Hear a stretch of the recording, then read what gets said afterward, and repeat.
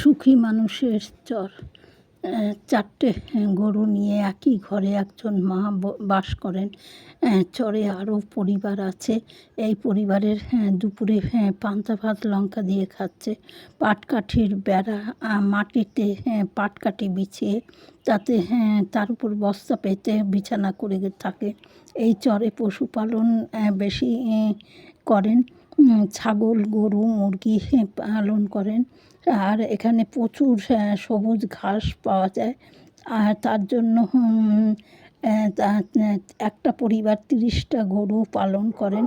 বাসে কঠোর পরিশ্রম দিবারাত্রি করেন এবং এখানে পশুপালনই হচ্ছে প্রধান জীবিকা।